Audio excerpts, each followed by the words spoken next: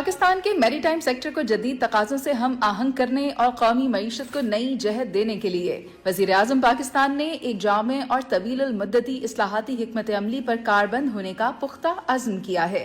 इसी विजन को अमली जामा पहनाने के लिए दिसंबर 2024 में वज़ीर आज़म की मैरीटाइम रिफॉर्म्स टास्क फोर्स के तहत एक इम्प्लीमेंटेशन कमेटी कायम की गई। इस कमेटी में बहरी लॉजिस्टिक्स के शोबाजात, नेशनल लॉजिस्टिक कॉरपोरेशन और दीगर अहम कौमी इदारों के माहिरीन को एक प्लेटफॉर्म पर इकट्ठा किया गया ताकि इस्लाहात का मरबूत, शफाफ और मौसर नफाज यकीनी बनाया जा सके। ये टास्क फोर्स दरअसल इन देरीना नकाइस और रुकावटों को खत्म करने के लिए कायम की गई थी जिनका काफी अरसे से बहरी शोबे को सामना था। कार्गो की सुस्त तरसील, रवायती और दफ्तरी कागजी कार्रवाइयाँ, नॉन रेवेन्यू लीकेजेस, डिजिटलाइजेशन, बंदरगाहों का ज़ुबूं हाल इंफ्रास्ट्रक्चर, शिपिंग और बहरी सनत की खराब हालत और बिलखुसूस एक जामे ब्लू इकोनॉमी पॉलिसी का फुकदान, ये वो तमाम चैलेंजेस थे जिनका खात्मा बुनियादी हदफ बना। वज़ीर आज़म पाकिस्तान और चीफ ऑफ आर्मी स्टाफ और चीफ ऑफ डिफेंस फोर्सेस की सरपरस्ती में तमाम मुतल्लिका इदारों और उनके माहिरीन ने अनथक मेहनत का मुजाहरा करते हुए महज 1.5 साल के मुख्तसर तरीन अरसे में गैर मामूली और बिलाशुबा तारीखी नताइज हासिल करके दिखाए। ये इस्लाहात महज रवायती इंतजामी बेहतरी तक महदूद नहीं बल्कि तवक्को है कि ये इकदाम पाकिस्तान की बंदरगाहों की आलमी मुसाबकत में बेपनाह इजाफा करेगा, लॉजिस्टिक्स के अखराजात में नुमाया कमी लाएगा, गैर मुल्की सरमायाकारी, मुल्की बरामदात और ट्रांजिट ट्रेड को वुसअत देगा, रोजगार के बेशुमार नए मौके पैदा करेगा और बिल आखिर पाकिस्तान की ब्लू इकोनॉमी को मुल्की तरक्की में एक अहम सुतून में तब्दील करेगा। अस्सलाम वालेकुम नाज़रीन, आप देख रहे हैं प्रोग्राम दी ऑनेस्ट टॉक और मैं हूं आपके साथ मुनीज़ मोइन। आप देख रहे हैं कि इस वक्त मैं एक जहाज के ऊपर खड़ी हुई हूँ। तो अगर हम बात करते हैं मुल्की मईशत की, तरक्की की, कामयाबी की, फलाह बहबूद की, तो एक ही नाम जहन में आता है, वो है कराची का। कराची जो कि पाकिस्तान का माशी हब है। कहा ही जाता है कि जीडीपी का 20 to 25% और जो इकोनॉमी है उसका 45% कंट्रीब्यूट कर रहा होता है। तो वो शहर कराची आज पोर्ट्स के एतबार से कितना फ़ाल है, यहाँ पर कितने जहाज़ हैं जो आते हैं और यहाँ से कितने जहाज़ जा रहे हैं, ट्रांजिट कितनों को प्रोवाइड कर रहा है, और माजी में जो यहाँ पर जिस तरीके से काम किया जा रहा था, अब मुस्तकबिल में हम क्या देखते हैं कि कराची पोर्ट क्या ट्रांसशिपमेंट का हब बनने जा रहा है और क्या ये दुनिया को एक नया गेटवे फराहम करेगा मुस्तकबिल में। अभी आप जो सूरत हाल देखते हैं अमेरिका और ईरान की, तो वो जब जहन में आता है कि स्ट्रेट ऑफ हॉर्मुज़ बंद हो गया है और रास्ते जहाज़ों को मिल नहीं रहे हैं, तो जो दीगर बड़े ममालिक हैं वो देखते हैं कि वो कौन से मुल्क हैं जिनको वो अप्रोच कर सकते हैं इस काम के लिए कि वो यहाँ से अपने जहाज़ों को भेजें, अपने कंटेनर्स को भेजें ताकि वो अपनी मंजिल तक पहुँच सके। तो चंद एक नाम सामने आते हैं, उनमें से एक कराची पोर्ट है। कराची पोर्ट की अगर मैं बात करूँ तो पहले ये रैंकिंग में 99th नंबर पर था और अब इसकी बेटरमेंट या इसकी कामयाबी का अंदाज़ा आप इस तरह से लगाएं कि आज ये 69th नंबर पर मौजूद है और अपने काम की बुनियाद पर ये पोर्ट टॉप 5 पोर्ट्स में शुमार किया जाता है। खैर, सारा ब्रीफ अगर मैंने दे दिया तो फिर मैं प्रोग्राम में मजीद जो मेरे मेहमान होंगे जिनसे आपका तारुफ करवाऊंगी, जानने की कोशिश करूंगी किस तरह से केपीटी काम कर रहा है और कराची मैरीटाइम ऑपरेट कर रहा है, तो फिर ये तो नाइंसाफी हो जाएगी। तो चलें फिर चलते हैं और अपने मेहमानों से आपकी मुलाकात करवाते हैं। मेरे साथ इस वक्त डायरेक्टर ट्रैफिक आज़म मेमन साहब मौजूद हैं और बिला ताख़ीर उन्हीं से बात करेंगे, जानने की कोशिश करेंगे कि कराची पोर्ट पर किस तरह से कार्गोज़ को, ट्रैफिक को, शिप्स को, उनकी ट्रैफिक को किस तरह से मैनेज किया जाता है, ऑर्गेनाइज किया जाता है, क्योंकि इन्फ्लक्स बहुत ज़्यादा होता है। तो अस्सलाम वालेकुम सर। वालेकुम सलाम। हमारा जो बेसिकली यहाँ पर काम है टू कार्गो हैंडलिंग, इसके लिए पूरा भरा एक मैकेनिज्म है, हमारा डीसी डिपार्टमेंट है। व्हेन एवर एनी वेसल जो डिस्चार्ज कार्गो करने आएगा या लोडिंग करने आएगा तो हमारी डीसी डिपार्टमेंट में लोकल शिपिंग एजेंट जो है ना वो रिक्वेस्ट करता है कि हमारा जहाज़ आएगा उसमें इतना इतना टनेज है, तो उसकी कार्गो की मुताबिक हम उसकी बर्थिंग करते हैं, फिर उसकी कार्गो की हैंडलिंग करते हैं। जो जो हमारे एज़ पर मैनुअल और एज़ पर एसआरओ जो चीज़ें हैं वो हम उसको स्टैक करते हैं और एज़ पर एसआरओ हम उसकी रिकवरी करते हैं।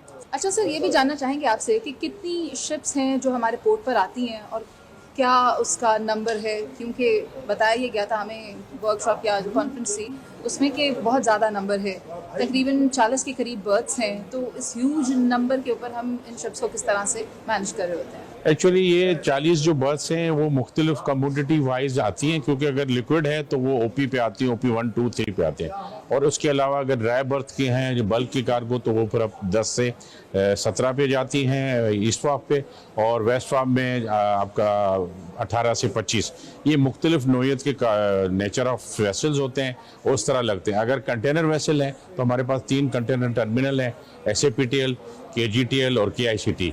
तो इनकी जो कार्गो की वेसल्स की जो कार्गो डिस्चार्ज करेगा, उसके कमोडिटी के मुताबिक हम उनको बर्थें एलोकेट करते हैं। और अल्हम्दुलिल्लाह सिंस लॉन्ग हमारी कोई भी ऐसी क्यू नहीं है, हमारी आउटपुट बड़ी अच्छी जा रही है। और उसमें यह है कि जो हमारा सिस्टम बना हुआ है यहाँ पे, जिस तरह से जो वीबॉक के बाद, कस्टम के बाद, हमारे अपने सिस्टम के बाद यहाँ पर क्विक डिस्पैच हो जाता है और कार्गो इतना डिले नहीं करता। सर आप सिक्योरिटी इंश्योर करते हैं? I am looking after the security arrangement of Karachi Port, the ISPS compliance and access control. So during the last financial year, KPT has handled over 2100 vessels, and that is the record highest ever made in the history of KPT. Secondly, KPT has also handled over 55 million tons of cargo. That is the another record, handling record, which is also made during last 138 years, the highest ever record. Sir straight of Hormuz की बंदिश के बाद अगर आज हम ये कहें कि पाकिस्तान के पास ये सुनहरी मौका है कि वो अपने पोर्ट्स को एम्पावर होते देख सके, मुल्क की मईशत में अपना किरदार अदा कर सकें। जी बिल्कुल। ऑल्दो कि गल्फ का जो क्राइसिस था उसने पूरी दुनिया के ऊपर नेगेटिव इम्पैक्ट किया था, but KPT, ministry of maritime affair और गवर्नमेंट ऑफ पाकिस्तान ने उस चीज़ को अपॉर्चुनिटी बना लिया। और उसके तनाजुर में हमने ट्रांसशिपमेंट, आप देखें जो हम साल में हैंडल करते थे ट्रांसशिपमेंट वॉल्यूम, वो हमने even in a month handle किया और हमने उसके अंदर भी रिकॉर्ड ब्रेक कर दिया। इसमें मैं अगर एक चीज़ ऐड कर दूं कि हॉर्मोज की वजह से हमारी तो और कैपेसिटी कम हुई है रादर देन हम इंक्रीज करते। तो जो हमारे पास ट्रांसशिपमेंट का जो हमारा सिस्टम है वो तो ऑलरेडी हमारा एग्जिस्ट करता था, लेकिन उनके जहाज़ों की वो जो सिचुएशन की वजह से वॉल्यूम कम था। वॉल्यूम हमने 100% उनको जो भी फैसिलिटी थी तो प्रोवाइड की, एक चीज़। दूसरा, अगर ये स्ट्रेट ऑफ हॉर्मोज की जो हमने सर बता रहे थे कि हिस्ट्री का रिकॉर्ड थोड़ा, उससे ज़्यादा कार्गो हैंडल करते हैं। अच्छा, तरक्की को जो एनालाइज करने का मयार है वो मैंने देखा कि हम फिस्कल ईयर की बुनियाद पर करते हैं। तो मई में लास्ट ईयर इंडिया पाकिस्तान की भी जंग हुई, और अभी की अगर हम बात करें तो अमेरिका ईरान के हालात भी कशीदा हैं। फिस्कल ईयर जो अभी रहा उसमें हमने क्या देखा कि हमने किस तरह इस नंबर को मीट अप करने की कोशिश की, और हम लास्ट ईयर से इस ईयर तक अगर कंपैरिजन करें तो आज हमने कितना उसके ऊपर मईशत पहुँचाया। जी बिल्कुल। जो KPT की एक्सपेक्टेड जो हमने अपनी प्लानिंग की थी, that was to handle around 2300 ships.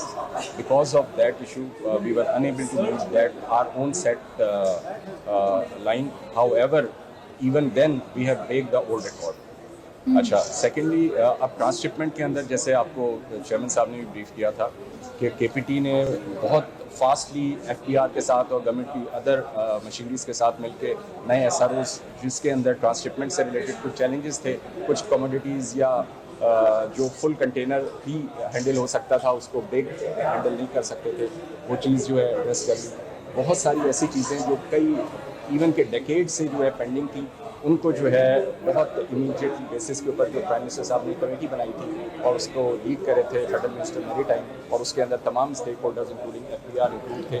उन्होंने एक्सटेंसिवली काम किया, और ये जो आज हम देख रहे हैं ये सब कुछ उस कमेटी की गाइडलाइंस प्लस जो इस वक्त मैरीटाइम की मैनेजमेंट है, पोर्ट्स की और मिनिस्ट्री की, इसके तरफ। सर आप कुछ ऐड कर रहे हैं? मैं इसमें ऐड ये करूँगा कि बहुत सारे लोगों को ये नहीं मालूम कि हम 24/7 है। इवन कोविड के दौर में भी हम हमारा वो काम जारी सारी था।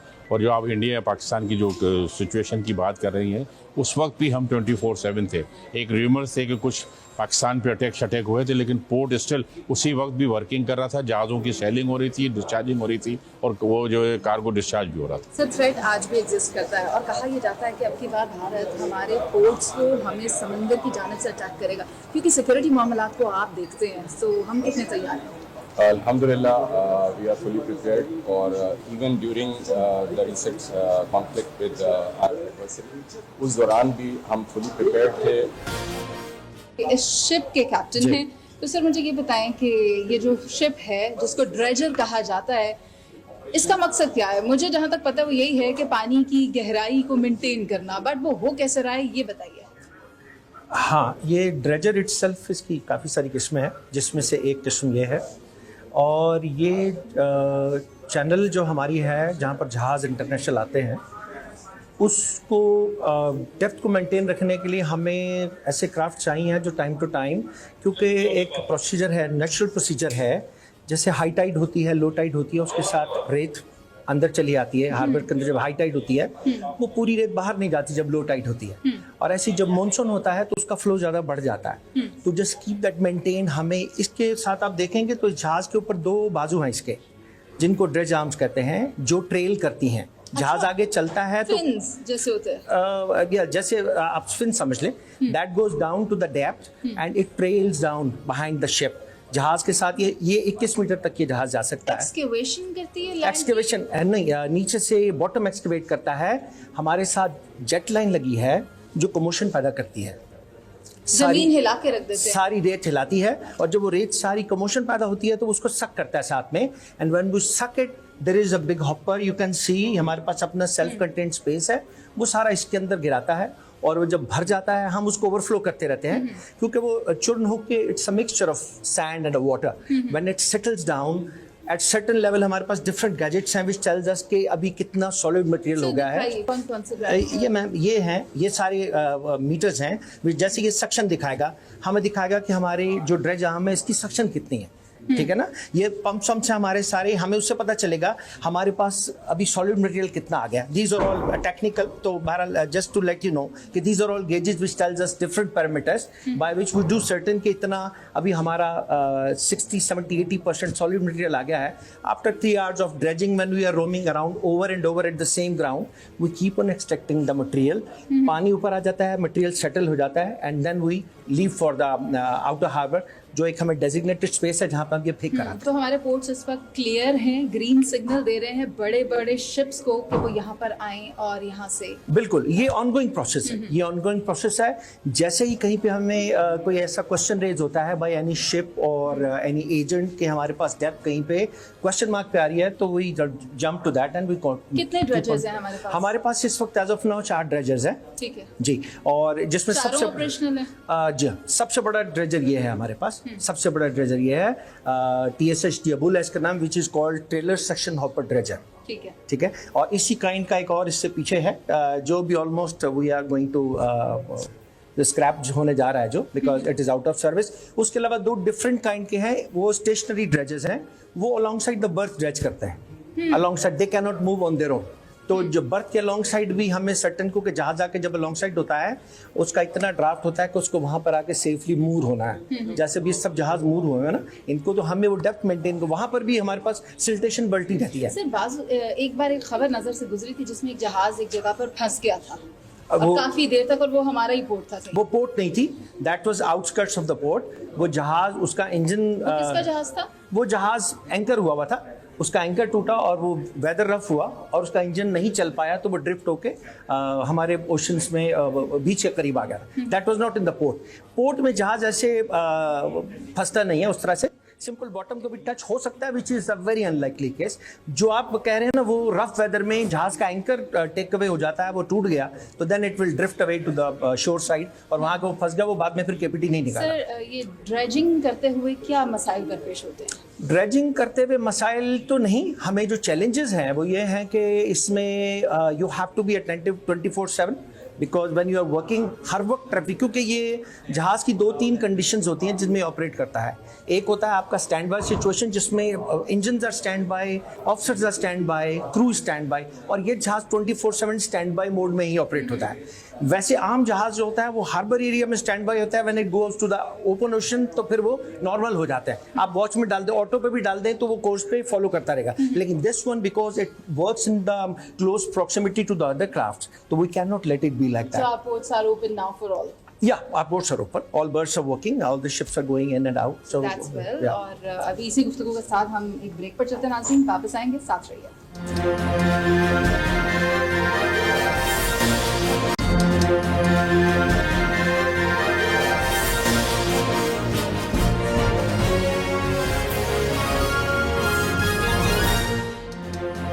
वेलकम बैक नाजरीन, आप देख सकते हैं कि मैं इस वक्त हचिसन पोर्ट पर मौजूद हूं और इनके पूरी दुनिया में, यानी कि अगर मैं 24 ममालिक की बात करूं तो वहां पर 50 से ज़ायद पोर्ट्स हैं, जिनमें से कि 2 पाकिस्तान पर हैं। इस पोर्ट को कहा यह जाता है कि it is the only deep water container port in Pakistan, और यहाँ पर इन ऑपरेशंस को आर्टिफिशियल इंटेलिजेंस के ज़रिए किस तरह से मॉनिटर किया जाता है, फिर उसकी एग्जीक्यूशन किस तरह से हो रही है। मैं आपको इनका तमाम मॉनिटरिंग डिपार्टमेंट दिखाऊंगी और वहाँ से ब्रीफ हासिल करेंगे। तो आइए चलते हैं। ये हमारा कंट्रोल रूम है और यहाँ से हमारा जो भी पूरे टर्मिनल का जो ऑपरेशन होता है वो यहीं से कंट्रोल किया जाता है। और इसमें जो भी ट्रक्स आ रहे हैं यहाँ पे, जो एक्सपोर्ट लेकर जो आ रहे हैं या जो डिस्चार्जिंग हो रही है, जो इंपोर्ट उतर रहा है जहाज़ों से, जैसे आप ये सामने देख सकते हैं यहाँ पे हुंडई का हमारे पास अभी जहाज़ लगा है। तो अब इसके ऊपर हम ट्रेन की डिप्लॉयमेंट्स होती है, वो भी यहीं से डिसाइड होती है कि कितनी ट्रेन लगानी है, उसको जहाज़ को कितने अरसे में कंप्लीट करना है। उसमें से जो कंटेनर उतरेंगे उसकी स्टैकिंग हमारे पास होती है, जो GPS के थ्रू होती है। एवरी कंटेनर लोकेशन जो है वो हमारे पास रिकॉर्डेड होती है और उसके मुताबिक उसके आगे उसके ऊपर काम किया जाता है। हमारा जो सिस्टम है वो कस्टम से भी इंटीग्रेटेड है, तो जो भी इंस्ट्रक्शन कस्टम्स की आ रही होती हैं साथ साथ वो भी उसको हम फॉलो कर रहे होते हैं कि अगर कोई कंटेनर डिस्चार्ज करना है या नहीं करना है। उसके बाद उसकी जो एग्जामिनेशंस कॉल हो रही होती हैं उसके लिए भी हम कंटेनर अरेंज करते हैं और उनको जो है वो उनके एग्जामिनेशन एरिया में प्लेस करते हैं। और अगर वो ग्रीन सिग्नल्स पर आ रहे हैं तो उसकी जो डिलीवरी है उसके लिए भी जो है कस्टम्स के जो सिस्टम्स हैं, बेबॉक और PSW, उनके साथ ऑलरेडी हम इंटीग्रेटेड हैं। तो उनके जो इंस्ट्रक्शन को फॉलो करते हुए कस्टमर्स को डिलीवरी होती है। इसी तरह एक्सपोर्ट रिसीवल के जो कंटेनर आ रहे होते हैं उसके ऊपर भी सारा प्रोसेस करके अगर कस्टम उसको अलाउ करता है और देन उसको जहाज़ पे हम लोड कर देते हैं। तो ये यहाँ पे जो पूरी जो टीम बैठी हुई है वो इसके ऊपर ही काम कर रही होती है। 24/7 इसके ऊपर जो है हमारा काम चल रहा होता है, जिसमें हमारी क्रेन्स भी इसी हिसाब से डिप्लॉय करते हैं हम, जो यार्ड क्रेन्स हैं। और इसके अंदर जो यार्ड में अदर एक्टिविटीज़ को अगर आप देखें तो हमारे यहाँ स्कैनिंग हो रही होती है, जिसके लिए जो है स्कैनर्स भी डिप्लॉय किए हुए हैं। वे ब्रिजेस हैं जिसके ऊपर कंटेनर्स के वेट हो रहे होते हैं। तो ये तमाम एक्टिविटीज़ जो है वो टर्मिनल के अंदर परफॉर्म होती है। AI बेस्ड चेकिंग का भी बताते हैं। AI बेस्ड चेकिंग जो है वो स्कैनर से बेसिकली लिंक है, जो कि स्कैनर जो है उसको चेक कर रहा होता है। सामने आपको स्कैनर नज़र भी आ रहा है, राइट हैंड वाला जो स्कैनर है। बाकी जो क्रेन्स हैं वो ऑटोमेटेड हैं और जो हमारी अभी मैं आपको ले आके दिखाऊंगा जो QCs हैं, ये हमारी क्रेन्स जो हैं वो भी ऑटोमेटिक हैं। और उसके ऊपर ऑपरेटर हमारा जो है ना वो काम नहीं कर रहा होता, बल्कि वो ऑटोमेटिकली उसको सर्व कर रही होती हैं कंटेनर्स को। तो ये यहाँ की ब्रीफिंग हो गई है। अब मैं आपको आपके क्रेन्स रूम में लेके चलता हूँ।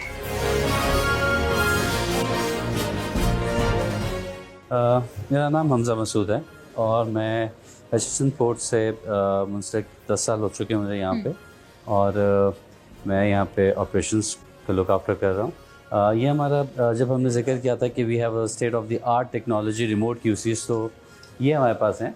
और अभी हमारे पास QCs लगी। The advantage we have that कि प्रीवियसली या कन्वेंशनल ट्रेन्स में आपको ऑपरेटर को केबिन में बिठाना होता था, but regardless of that they are sitting in a very comfortable environment. इससे इनकी हेल्थ इंप्रूव हो रही है, क्योंकि पहले जो थे वो operators this used to have a back issues and all those. So अब and secondly they have a lot of cameras over here, so इनका जो विजुअल है वो ज़्यादा बेहतर हो गया and it's more safer right now. We can move on to the where we are actually working. Faceless custom वाला वो यहाँ बिल्डिंग नहीं, that's another one. So this is regarding the operations right now. So core हमारी जो हम कहते हैं ना वो it's like we are using the remote QCs, remote RTGs as well, जो कि पाकिस्तान में अभी तक नहीं कोई यूज़ कर रहा सिवाय Hutchison ports Pakistan. Even the yeah so you can actually see he is actually lifting right now. Loading and offloading हो रही है। Yes, this is from the vessel right now.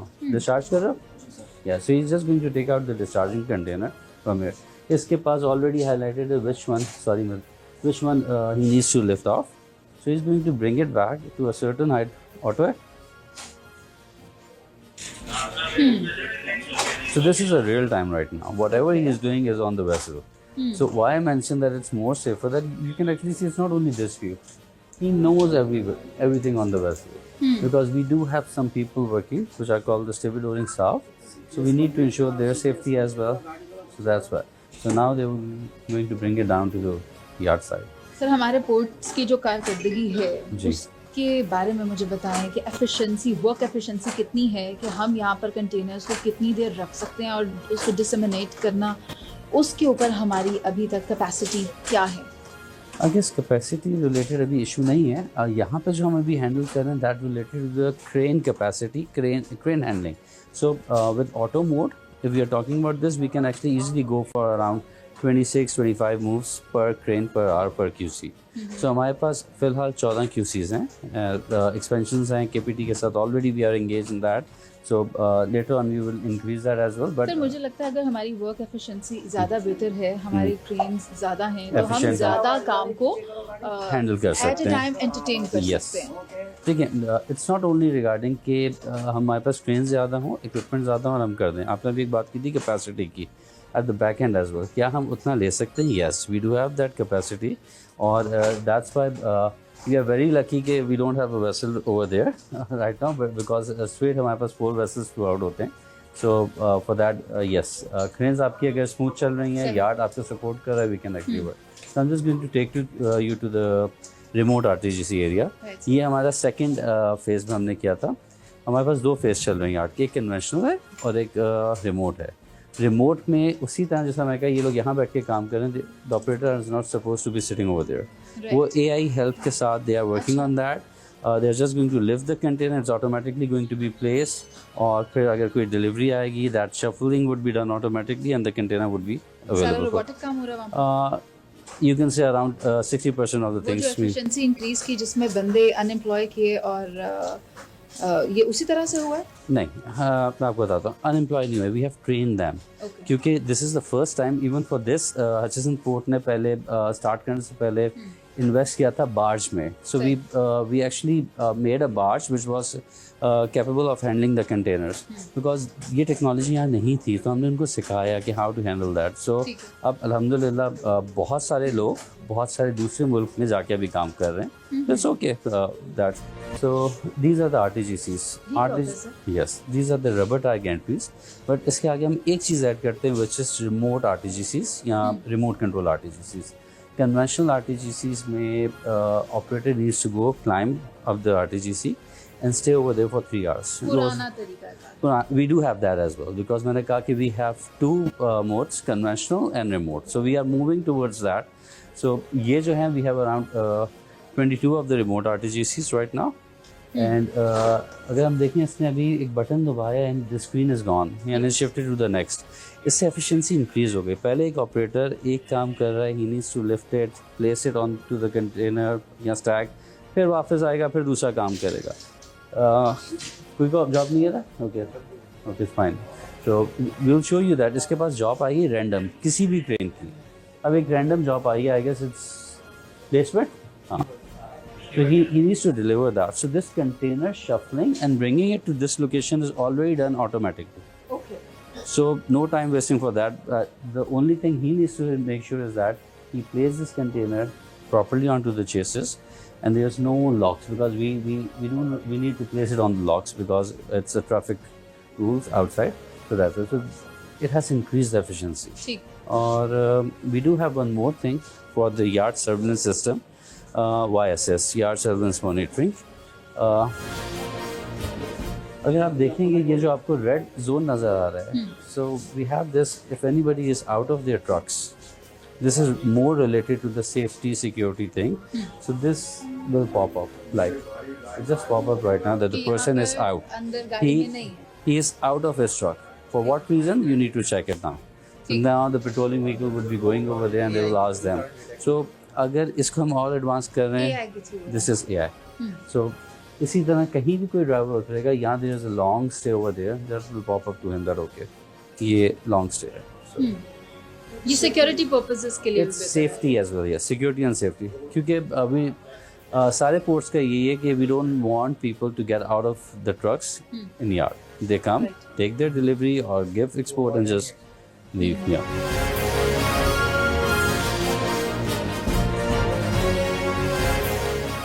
नाज़रीन, आप देख सकते हैं कि मैं इस वक्त साउथ एशियन पोर्ट टर्मिनल पर मौजूद हूँ और ये डीपेस्ट पोर्ट कहलाता है। ये पोर्ट हटचिसन कंपनी ऑपरेट कर रही है और आप ये देख सकते हैं, ये जो इस वक्त मेरे लेफ्ट साइड के ऊपर जहाज़ है, ये बहुत बड़ा जहाज़ है। कहा यह जा रहा है कि इसके ऊपर 20,000 के करीब कंटेनर्स मौजूद होते हैं और यहाँ पर ये जो आप मेरे साइड पर पानी देख रहे हैं, ये डीपेस्ट वाटर्स है, यहाँ पर डीपेस्ट वाटर्स, और यहाँ से इसके जरिए कंटेनर्स को ऑफलोड किया जाता है इस मशीनरी के जरिए, और उसके बाद ये मशीनरी जब इसे ऑफलोड कर लेती है फिर इसके स्कैनिंग का अमल होता है, जो आगे जाकर मैं आपको दिखाऊंगी। तो आइए नाज़रीन, मैं इस वक्त SAPT पर मौजूद हूँ और ये वो टर्मिनल है जो हटचिसन पोर्ट की जानिब से ऑपरेट किया जा रहा है। बात ये है कि ये जो मेरे पीछे आप इस वक्त बहुत बड़ा एक जहाज़ देख रहे हैं, बताया ये गया है कि इसके ऊपर 20,000 के करीब कंटेनर्स होते हैं। मजीद मैं नहीं बताऊंगी, मेरे साथ डॉक्टर हुमैर मौजूद है, उनसे तफसील लेंगे। अस्सलाम वालेकुम सर।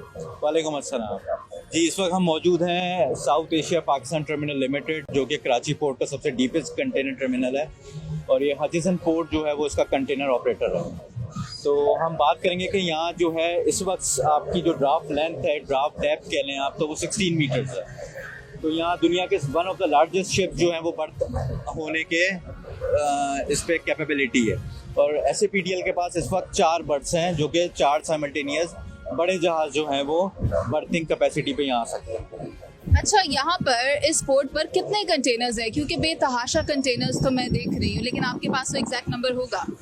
अच्छा, एनालिटिक्स जो हैं वो कुछ कंटेनर जो होते हैं वो खाली भी आते हैं, कुछ जो हैं वो जाने वाले भी होते हैं और कुछ जो हैं वो ट्रांजिट में भी होते हैं। तो एग्जैक्ट फिगर जो है वो हमें कैलकुलेशन करनी पड़ेगी, कितने एम्प्टी हैं, कितने भरे में हैं, कौन से डेस्टिनी के लिए हैं, कौन से ट्रांसशिपमेंट में आए हैं। और ये वाली रिपोर्ट जो है हम वो डेली जो है वो इशू करते हैं कि कितने मैट्रिक टनेज जो है वो KPD ने आज के दिन 24 आवर्स में हैंडल किया। और एक जहाज, फॉर इंस्टेंस यही जहाज अगर मैं ले लूँ CMA CGM, तो 20,000 कंटेनर इस पर है, इसे ऑफलोड करने में कितना वक्त लगता है? मतलब सारे कंटेनर जो होते हैं ना वो डेस्टाइंड नहीं होते कि कराची पोर्ट पे उतरेंगे। शिप्स का क्या सिनेरियो होता है कि कुछ कंटेनर उसने ऑफलोड करने होते हैं कराची पोर्ट पे, कुछ जाएगा वो हो सकता है जबल अली चला जाए, कुछ वहाँ से ऑफलोड करेगा, कुछ कराची पोर्ट से खाली कंटेनर आपका लोड करेगा। तो ये डिफरेंट स्ट्रेटजीज हैं और डिपेंड भी करता है कि कंटेनर में किस तरह का माल है और ये वाले सारे सर्कमस्टेंसेस भी आपको टेकन मेजर करने होंगे। अमूमी तौर पर ये 20,000 कंटेनर वाला जो शिप है उसको ऑफलोड करने में कितना वक्त लगता है? मैं इसलिए पूछ रही हूँ ताकि मैं जान सकूँ कि कैपेसिटी क्या है। हम यहाँ पर ज़्यादा देर जहाज़ों को लंगर अंदाज तो नहीं किए रखते, और इनका इन एंड आउट जल्दी है या टाइम टेकिंग है? अच्छा, इनका इन एंड आउट जो है वो हम ये सिनेरियो करते हैं कि हमारा ड्वेल टाइम जो होता है ना वो कैलकुलेट होता है।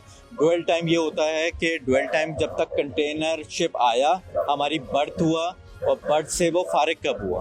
तो ये ड्वेल टाइम जो है पोर्ट की परफॉर्मेंस में आपका एक मेजर फैक्टर है। अभी हमने देखा होगा कि CPPI इंडेक्स रिपोर्ट जो कि वर्ल्ड बैंक ने शाया करी है, उस पर कराची पोर्ट 69 नंबर पर रैंक पे आ गया है। तो वो सब चीज़ जो स्ट्रेटेजीज हैं वो है ही इस पे ड्वेल टाइम पे। तो जितना जल्दी हम लोग इसको ऑफलोड करेंगे या अपलोड करेंगे तो ये वाली सब चीज़ें हमारे परफॉर्मेंस इंडेक्स में काउंट कर रही होती हैं। तो हमारी कोशिश ये होती है कि जल्द से जल्द।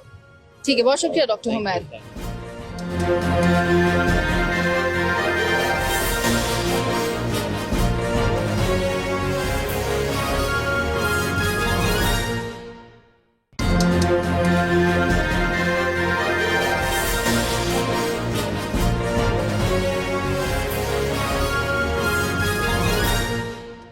नाज़रीन, आप देख सकते हैं कि 17 तारीख को यहाँ पर ये शिप पहुँचा है और अभी रिबन कटिंग सेरेमनी हुई है, जिसके बाद ये गाड़ियों को ऑफलोड किया जाएगा और ये गाड़ियाँ आखिर पाकिस्तान पहुँच गई हैं। आइए आपको दिखाते हैं।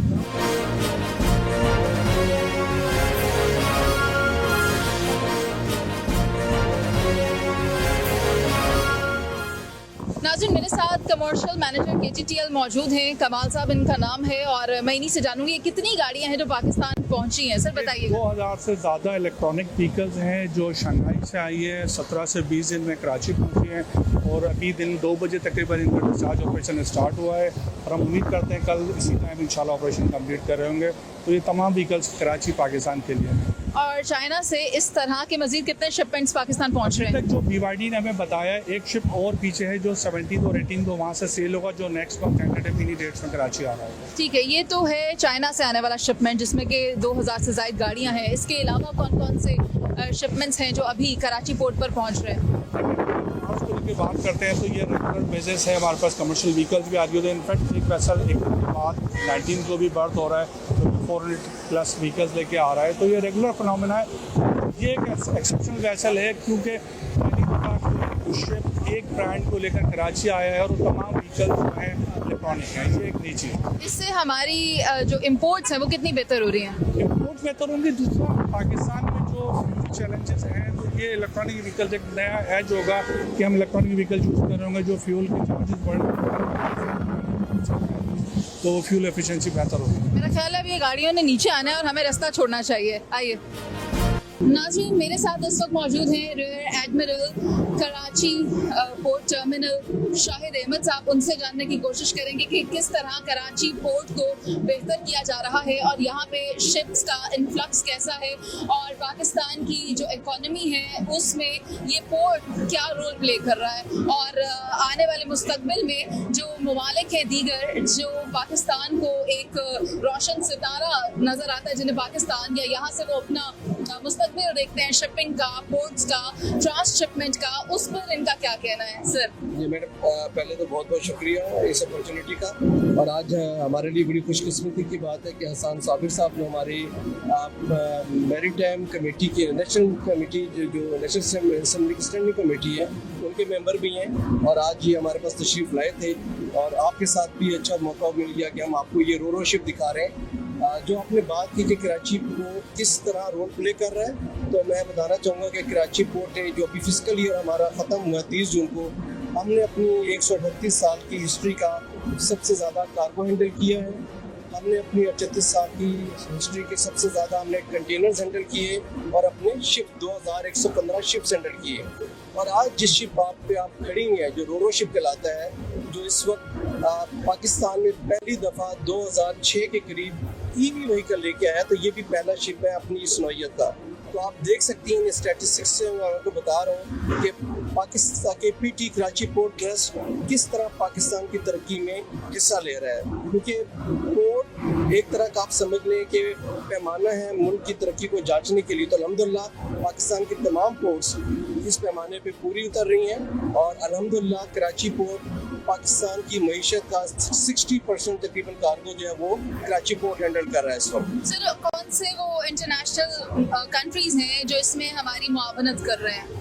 देखिए, हमारे पास मुआवनत को आप इस तरह देखें कि हमने तो फैसिलिटेटर हैं सारी दुनिया में सामान पहुंचाने के, तो हमारा जो कराची पोर्ट से सामान तो सारी दुनिया में जाता है, तो इसलिए किसी स्पेसिफिक एरियाज का अगर हम कहें तो स्पेसिफिक एरिया मसलन जो हमारा अमेरिका में हमारा बहुत कार्गो जाता है, यूरोप में बहुत जाता है, हमारा आपका पास मिडिल ईस्ट हमारे पास जो है वहाँ पे हमारा पाकिस्तान का कार्गो जो है वो बहुत ज़्यादा जाता है। लेकिन बाकी दुनिया में भी कराची पोर्ट जो शिपिंग लाइन्स है वो यहाँ से सामान उठाती है, दुनिया में हर जगह पहुँचाती है। ठीक है, ये तो कहा जाता है कि 85% से ज़ायद दुनिया के जो ममालिक है उनके लिए एक कनेक्टिविटी फराहम करेगा, जो पाकिस्तान से बलूचिस्तान से होता हुआ जो रास्ता है, ये जो पोर्ट सिस्टम है हमारा, तो इसमें ये तो सेंटर ऑफ अट्रैक्शन है और पूरी दुनिया की नज़रें इस वक्त कराची पोर्ट पर हैं। ऐसे में हम अपनी मोबिलिटी को, कंटेनर्स की ट्रांसपोर्टेशन को बेहतर करने के लिए क्या कर रहे हैं?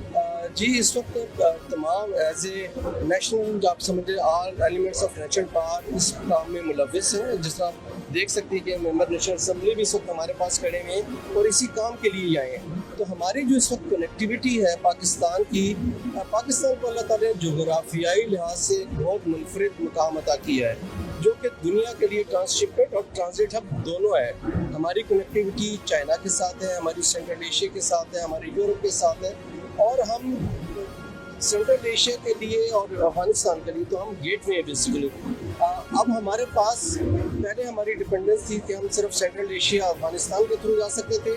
अब अल्हम्दुलिल्लाह पिछले 6-8 महीनों की मेहनत से पाकिस्तान ये कार्गो अब चाइना और ईरान के थ्रू भी हमने मुतअद्दिद रास्ते अडॉप्ट करनी है और TIR कन्वेंशन जो कि इस सारे काम को रेगुलेट करता है वो अडॉप्ट करके हम सेंट्रल एशिया और बाकी कंट्रीज में सामान पहुंचा रहे हैं। इस सिलसिले में हमारी नेशनल लॉजिस्टिक कंपनी और जो हमारे प्राइवेट ऑपरेटर्स हैं जो TIA मॉड्यूल में रजिस्टर्ड हैं वो एक बहुत अहम किरदार अदा कर रहे हैं। ठीक है, आपने सर का जिक्र किया, मैं सर को भी शामिल गुफ्तगू करना चाहूंगी।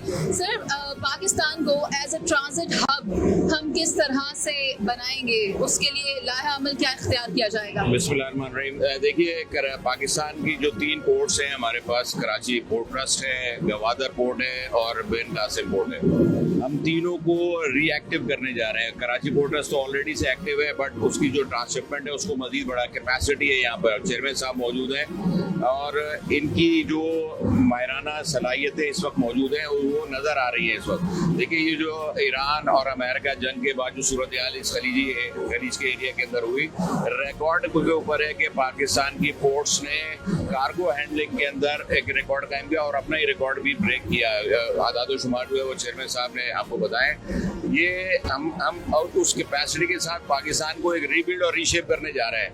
पोर्ट्स के जरिए दुनिया के अंदर कारोबार फैलता है। पाकिस्तान ने अपनी एक नई सिमत जो है वो ड्राइव कर ली है, रिफॉर्मेशन कर रहे हैं। हम कवानीन में भी तरमीम लेके आ रहे हैं, बिजनेसमैन को भी हम रिलीफ देने जा रहे हैं, हम पोर्ट्स के अंदर भी लोगों को जो है फैसिलिटेट करने जा रहे हैं और बहुत सारी तब्दीलियां बहुत जल्द आप देखेंगे इंशाल्लाह ताला। पाकिस्तान में एक कराची पोर्ट ट्रस्ट के जरिए आप देखिएगा कि यहाँ पे सड़कों की भी बेहतरी होगी इस शहर के जरिए, इस शहर के अंदर बेहतर होगा। चेयरमैन साहब के प्रपोजल के तहत यहाँ पर जो ट्रैफिक कंजेशन उसको क्लियर करने के लिए हम नया पार्किंग स्पेस बना रहे हैं, यहाँ पे डिजिटलाइज करने जा रहे हैं ट्रकिंग और कंटेनर सिस्टम को। तो बहुत सारी काम है बहुत जल्द इंशाल्लाह ताला। हम उम्मीद करते हैं कि जो भी आपका विजन है वो एग्जीक्यूट हो सके। मेरा एक सवाल है सर, अगर आप मुनासिब समझे तो जवाब दीजिएगा। ये जो शिप्स की रीसाइक्लिंग की बात मैं सुन रही हूँ, उसका क्या मामला है, वो किस तरह से होगा? जहाजों को इन बड़े बड़े रिसाइकिल किस तरह किया जाएगा, कहाँ किया जाएगा, उसके लिए क्या कोई अलग से जगह है? जी देखिए, बेसिकली रीसाइक्लिंग पाकिस्तान में पहले भी होती थी। यानी जो गिडानी शिपयार्ड है बेसिकली वो पाकिस्तान का और दुनिया का सबसे बड़ा शिपयार्ड, वो शिप ब्रेकिंग इंडस्ट्री वहाँ पर थी। अब उसको हांगकांग कन्वेंशन के थ्रू मॉडर्नाइज किया जा रहा है और उसमें ये होगा कि शिप, दुनिया के जो बड़े बड़े शिप जो अब स्क्रैप होने वाले हैं वो पाकिस्तान में आएंगे और उसको स्क्रैप करने के बाद उनका स्टील है वो यूज़ होगा। लेकिन इसके लिए पाकिस्तान ने पिछले 2 सालों में और मिनिस्ट्री ऑफ मैरीटाइम अफेयर के अंडर मिस्टर जुनैद अनवर चौधरी जो हमारे मिनिस्टर हैं उनकी सरबराही में कमिटीज़ ने काम किया और इस सारे सिलसिले को, यानी वो जो यार्ड्स को हमने हांगकांग कन्वेंशन के मुताबिक इंटरनेशनल स्टैंडर्ड्स पे लाना तो हमने कन्वर्ट करनी है। तो इंशाल्लाह आप देखेंगे कि जो गिडानी का खोया हुआ मकाम था वो इंशाल्लाह दोबारा बहाल होगा और पाकिस्तान एक दफ़ा दोबारा फिर शिप ब्रेकिंग और रिसाइकलिंग की इंडस्ट्री में अपना नाम दोबारा पैदा करेगा और इंशाल्लाह हम बहुत जल्द दुनिया में अपने पहली जो हमारी पोजीशन थी उस पर दोबारा वापस आएंगे। क्या हम ये सर्विस दीगर ममालिक को भी फराहम करेंगे? डेफिनेटली ये ज़्यादा सर्विस है ही दूसरे ममालिक के लिए, क्योंकि यूरोपियन और बाकी कंट्रीज़ के जो बड़े शिप्स हैं अब उनकी एजेस ऐसी हो चुकी है जिन्होंने अगले 2030 तक एक बहुत बड़ी तादाद है शिपिंग लाइंस की जिन्होंने वो जहाज स्क्रैप करने हैं। तो ये एक बहुत बड़ी फैसिलिटी होगी दुनिया के बाकी ममालिक के लिए कि वो यहाँ पे लाके अपने जहाज को स्क्रैप करें। यहाँ से भी हम रेवेन्यू जनरेट करेंगे, बहुत बड़ा रेवेन्यू जनरेट होगा, बहुत हमारी जो एम्प्लॉयमेंट है वो बहुत जनरेट होगी। और पाकिस्तान का एक बड़ा नाम है शिप इंडस्ट्री में, रिसाइकलिंग में, तो हमारे जो मजदूर हैं उनको इंशाल्लाह बहुत अच्छा रोजगार मिलेगा और सिर्फ ना लोगों को रोजगार मिलेगा बल्कि आपके अंदर मुल्क में जो कास्ट ऑफ कंस्ट्रक्शन मटेरियल है वो भी कम हो जाएगा। तो ये एक बड़ा स्पेक्ट्रम में आपको इफेक्ट क्रिएट करेगा, क्योंकि शिपिंग इंडस्ट्री जहाँ पे भी बनती है वो बहुत बड़े स्पेक्ट्रम पे काम करती है। तो पाकिस्तान के लिए बड़ी खुश आइन बात है कि हम दोबारा से अपनी रिसाइकलिंग इंडस्ट्री को हम रीजनरेट करने जा रहे हैं। ठीक है, आपका बहुत शुक्रिया शाहिद अहमद साहब। नाज़रीन, हमारे साथ शाहिद अहमद साहब जो कि चेयरमैन हैं वो मौजूद थे, गुफ्तगू कर रहे थे नए शिप यार्ड्स। और जो हमारा पुराना सर, नए शिपयार्ड्स जो बनने जा रहे हैं उस हवाले से भी बताइएगा, कितने शिपयार्ड्स हैं जो अभी प्रोसेसिंग में हैं? देखिए, जो अभी चेयरमैन साहब ने बताया कि गडानी का जो शिप ब्रेकिंग यूनिट है उसको हम एनहांस कर रहे हैं, उसकी कैपेसिटी को भी बढ़ा रहे हैं और कराची में ही या सिंध के किसी और एरिया के अंदर भी शिप ब्रेकिंग स्टार्ट करने जा रहे हैं। यहाँ पे भी एक शिप ब्रेकिंग का नया यार्ड बनेगा और उसके ऊपर भी काम शुरू कर दिया गया है। मैसिव डेवलपमेंट हो रही है, पोर्ट्स के हवाले से मैसिव डेवलपमेंट हो रही है। और ये जो शिप ब्रेकिंग है ये दुनिया में हर मुल्क के अंदर नहीं हो रही थी। तो आप अगर देखेंगे तो ये चंद ममालिक में, और पाकिस्तान आज से कुछ अर्से पहले तक दुनिया के चंद मुल्कों में भी सरे फहरिस्त था कि जो जहाँ शिप ब्रेकिंग जो होती थी जिस स्टैंडर्ड पर होती थी। इंशाल्लाह ताला will meet that standard in few months और इन अ ईयर और टू। तो हम जो दूसरा जो शिप ब्रेकिंग बनाने जा रहे हैं वो भी इसी गडानी और कराची बेस एरिया के अंदर ही बनेगा, क्योंकि समंदर की डेप्थ के हिसाब से, जैसे चेयरमैन साहब बता रहे हैं, उस हिसाब से उसका तयन किया जाता है। क्योंकि शिप सिर्फ वही नहीं है जो इस वक्त आपको यहाँ नजर आ रहे हैं, बहुत बड़े बड़े शिप्स आते हैं जिनको जो है वो शिप एक बात बताइए, 99 से 69 पर जो हम अपनी रैंकिंग को लेकर आए हैं उसके लिए क्या किया था?